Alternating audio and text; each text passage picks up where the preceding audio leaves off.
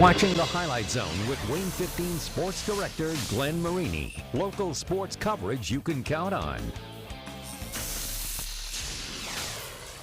It's the Highlight Zone. Yeah, the Highlight Zone.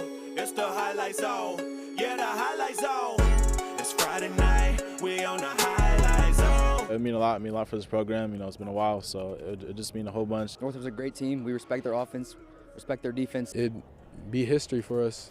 That'd be amazing for us. It was a high-intensity game, good competition, and we expect the same this week. It's not rocket science here. I mean, it's football. It's for the seniors, you know.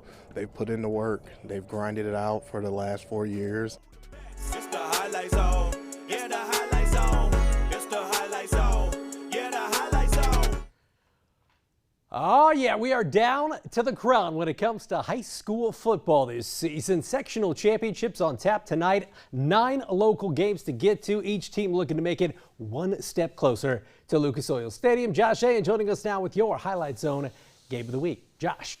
All right, Glenn. Well, last Friday, Northrup against Snyder, it was your game of the week, and it just so happened to turn out to be your game of the year. Yeah, the Bruins winning by 1 in overtime. Meanwhile, Carroll, they opened postseason play on the road with a dominant win. The Chargers put a little shock to the Elkhart Lions as they won 49-14 on the road. So, Northrup at Carroll, your Highlight Zone game of the week. You might remember these two meeting back in week number 8. Carroll winning a shootout, 48-37. Northrup trying to get their first sectional title since 1999. Carroll trying to get their 4th sectional title in the last 5 years. Now, Carroll's ground game, it's been a work in progress all season, but my goodness, the Chargers grounding and pounding the Bruins all night. As that drive, a 13-play, 99-yard drive, capped off by Gabe Freisinger. He scores again to make it a 14-0 Carroll lead. But you know this Northrup offense, they are explosive. Second quarter, it's David Callison connecting with Maddox Weil. 52-yard touchdown to cut the deficit in half, 14-7. But when it comes to this Carroll offense, man, Coach Papagiannis and Coach Dinan, they know how to draw up some creative plays. Harry Shaley comes up with the touchdown right there in the end zone off of that reverse. You know, even the cheerleaders are getting carried away as this one, a 28-10 Carroll lead at halftime.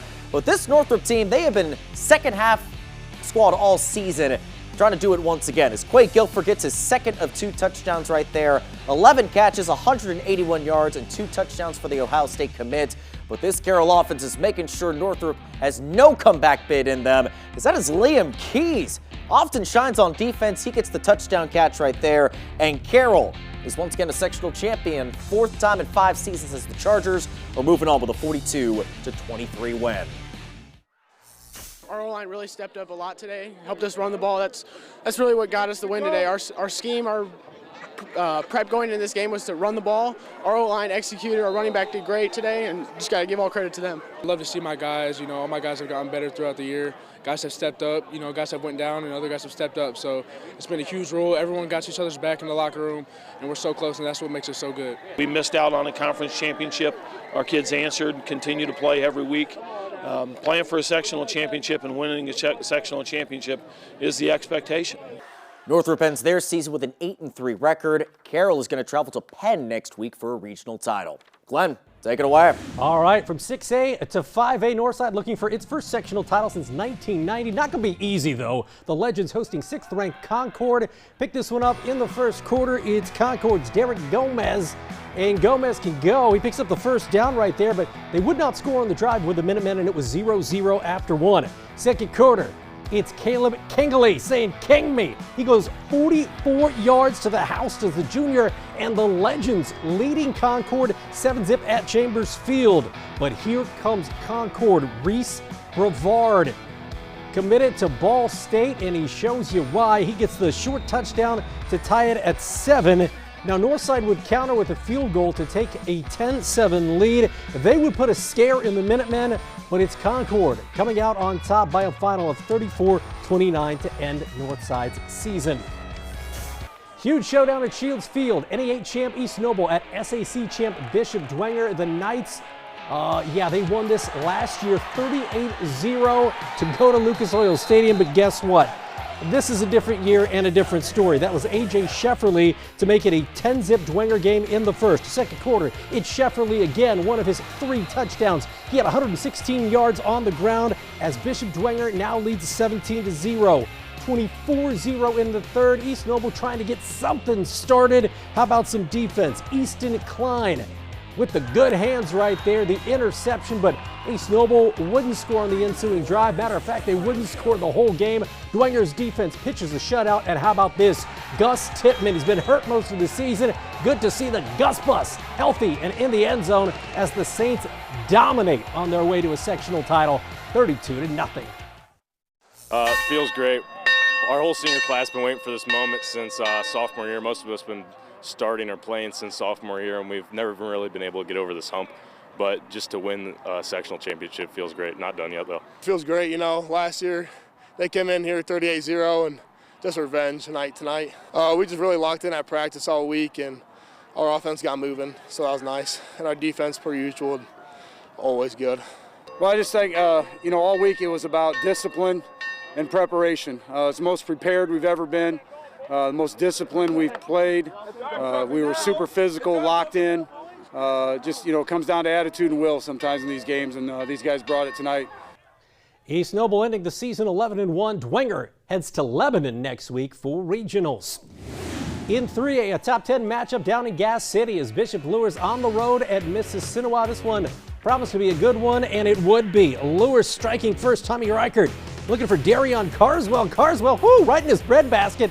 Yeah, kind of a surprise right there. 22-yard touchdown catch, and Luers on the board first. All smiles for Luers. You gotta love it. Up 7-0 on the road. This is Seth Yoder for Ole Miss, and he boots a 22-yarder home. That would get Mississinewa on the board. Kyle Lindsay says, I don't like that. He would like this. How about Braden Migrant? Speaking of a tough senior for this team, he's been doing it for the last couple of years, and he punches it in from 2 yards out. 14-3 Luers. Now we talk a lot about this Luers defensive line. Jaron Taylor leads the way, and he gets the sack here as Bishop Luers goes down to Ole Miss and knocks off the Indians 23-10. Luers going to be on the road next week as they take on Twin Lakes. 3A Sectional 26, Garrett at Angola. The Hornets beating the Railroaders 14-11 in a tight one during the regular season. This one would live up to that billing. First quarter, how about a little defense from the Railroaders? Aiden Reed with the fumble recovery, and that gives the Railroaders great field position. And you know what? They were in business, and business is good. Carter Fielden with a short touchdown run right there. Garrett on the board first, up 6-0 at the Hive. But Hawk Hasselman, full name Hawkins Hasselman, and this guy does some stranger things. He gets the big gain here for the Purple Pride at Angola in business. You saw the run game from the Hornets. Now they sting you from the air. It's Brady Ravis looking for Tyler Rupel. Watch him get the Tootsies in right here. And Angola wins a wild one in the end, 30-28. The Hornets' first sectional title since 2018. They will now go on the road to take on Knox next week for a 3A regional title. Well, that's going to do it for 6A through 3A tonight. But coming up after the break, we get a whole heaping helping of Adams County football. In 1A, it's the Starfires looking to bring another sectional title to Bern. We're going to see if they could put a halt to Hagerstown's playoff run. Plus, in 2A, Adams Central, the defending state champion, the Jets looking for their 5th straight sectional title, but standing in the way, an Eastside team looking for its 10th win of the season. We're also going to check in on Fremont. Yeah, they were looking to win the program's first ever sectional title at North Miami. We hit the road next on the Highlight Zone. We're the Fremont Eagles, and we will be right back with the Highlight Zone. Happy sectional finals week. Welcome back to the Highlight Zone. I mean, what is there left to say about Adams Central? The Jets launching themselves into a new stratosphere last season. AC moving up to 2A, only to go and win the 2A state title in their first year in a newer, bigger classification. That championship run, actually part of a 25-game winning streak for Michael Mosier and his AC program. Could they make it 26 wins in a row as Eastside standing in the way for the sectional championship game? The Blazers, hey, they're not too shabby. They came in 9-2 overall. First quarter, though, if you want to beat Adams Central, you can't shoot yourself in the foot, and Eastside does that on the first possession. They fumble. Reese Hammond scoops and scores 34 yards on the touchdown, and AC up 6-0 off the turnover. Michael Mosier's offense gets rolling as well. How about Jamison Roach to Joey Everett. What a beautiful catch in the end zone. Spoiler alert, you're going to see that again later in the show. 24-0, Adams Central jumps out to a huge lead. Now, Eastside would eventually get some things going. Alex Brandowi's team, you knew they would eventually get on the scoreboard. Joe Richmond did Noah Love for the touchdown, but it's 39-14 at that point. We're going to show some more love to Eastside here. It's Richmond finding Love for another touchdown, but man, Adams Central, these guys are just on another plane right now. They go on to win their 5th straight sectional title. Jets over the Blazers, 53-32. It's really cool. We worked hard for it. We got our goal done, and we just got to make new goals and keep working. I'm proud of our camaraderie. We're all a team. We're all family. We've known each other for forever, and we have fun with each other. I mean, everything, keep fighting, coming over that adversity when they scored. I mean, our offense played a great game. Our defense had rough patches, but I mean, that's a great team. They kept fighting, and I mean, we just kept playing. I'm very proud of our guys. They did an outstanding job. It's so difficult to get a sectional, and for us to come out on top I'm really excited about that. Eastbrook is at Adams Central next week for a 2A regional title, and I can already tell you that will be your Highlight Zone game of the week. In 1A, South Adams now the favorite to win the 1A state title. That's per John Harrell's website. First thing, though, is first. You got to win a sectional before, you can make it all the way to Indy. They were hosting Hagerstown, and it didn't take too long to score. Titus Lehman to West Somerset. That went 42 yards on the bomb, 7-zip. And then how about a little going underneath as the ball ends up in Somerset's hands, and he scoots 49 yards for the touchdown. West Somerset, 2 early TDs to give South Adams, man, he is a lot to bring down, a 14-zip lead. Second quarter, it's Lehman swing it out to Will Patterson out of the backfield. That's a good combination. He goes in from 16 yards out to make it 20-0. Then you're going to see Lehman hook up with Jax Warner for a touchdown. Here's Lehman's line, 18 of 29, 369 yards passing, and 6 touchdowns. South Adams, no problem. They win this one 42-14.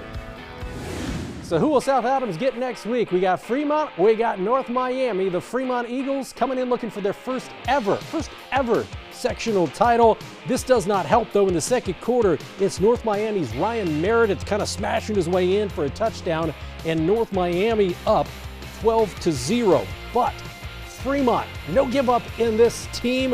How about Jarrett Laughlin? He breaks free for the long touchdown, goes over 1,000 yards for the season on the ground, and that would get Fremont on the board down 12-7. Now, that's good news. Bad news is that's the only touchdown Fremont would get in this ball game. You're going to see Rex Moore come up with the interception right here as North Miami knocks Fremont out of the postseason 51-7. So South Adams will travel to North Miami next Friday for a 1A regional title. Let's move on to girls basketball as the season got underway this week, and at the Castle in Ossian, the reigning 3A state champs of Norwell hosting their neighbor to the south, the Bluffton Tigers. Sophie Eisenhut lays it in, but Norwell up 14-7 in the second, and then they go to work. Addie Norris to the cup. A lot of experience for this Norwell team, including Miss Norris. 16-7 Norwell in the lead. Then it's Ashley Waldman. Watch her cock and fire this one. Whew, can't give her that much time as Norwell wins 71-34 at the Castle.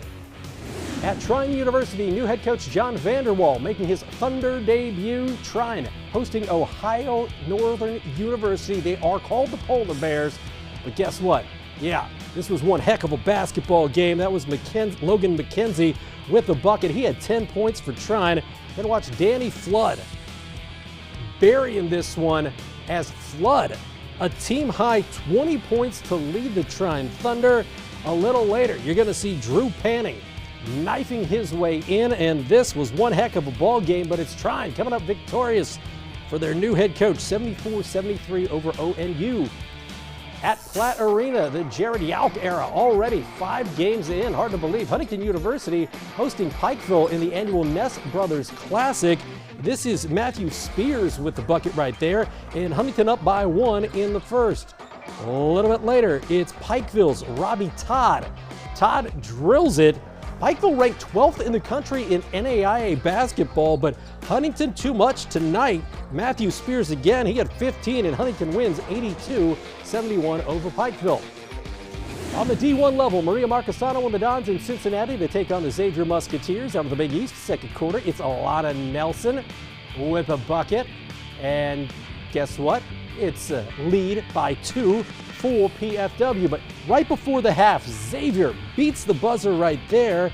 And Xavier led by 10, 37-27 at the break. But final seconds, it's PFW down by 3. This one from Alana Nelson goes. Looked like it might have been a 3. They take a look, and her foot is just barely on the line, so it's a 2. And PFW loses by 1, 62-61, the final in heartbreaking fashion there. John Kaufman and the Mastodons over in Columbus to take on the Ohio State Buckeyes. The first half, not a great start. Bruce Thornton drills the 3, and just 2 minutes into the game, the Dons already down 11, 13-2. Mikhail Stevenson, the former Southside Archer from distance, he led the Dons with 21, but PFW was down by 15 at the break. Second half, Yuval Levin with the bucket. Not sure how many steps you get these days. 94-84 though, 94-68 however, the final, the Buckeyes win. At Mackey Arena, Purdue coming off a huge win against Evansville to open the season. The top-ranked Boilermakers hosting Oakland. This was closer than a lot of people thought it would be. In the first half, that was Fletcher Lawyer with the bucket. Game actually tied at the half.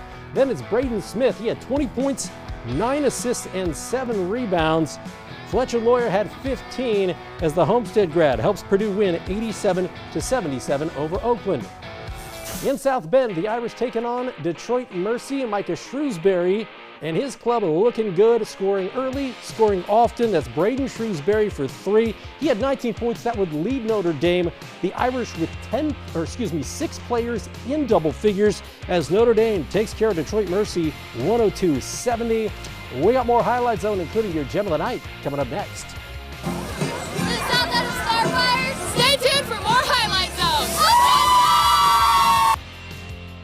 It's the Sectional Championship at Angola High School. Welcome back to the Highlight Zone. Here at Peter Franklin Jewelers, we are proud to support local high school athletics. That's why we continue to sponsor the Highlight Zone on WANE TV. Congratulations to this week's winner of the Gem of the Night, presented by Peter Franklin Jewelers. Most coaches will tell you it's not the X's and the O's, it's the Jimmies and the Joes. And, well, Joey Everett is one of those Joes. He gets the touchdown reception here from Jamison Roach. Joey Everett and Adams Central rolling to their 5th straight sectional title. Take another look at it. Joey Everett from Jamison Roach with your Peter Franklin Jewelers Gem of the Night. Finally on the ice, the Comets looking for their 5th win in a row. The K's in Florida to face the Everblades this week. You're going to see Zach Jordan come up with a goal in front here, but it would be not enough as the K's fall at the Everblades 5-2. These two play again on Saturday night. That'll do it for this week's edition of the Highlight Zone. Check us out next Friday for Regionals.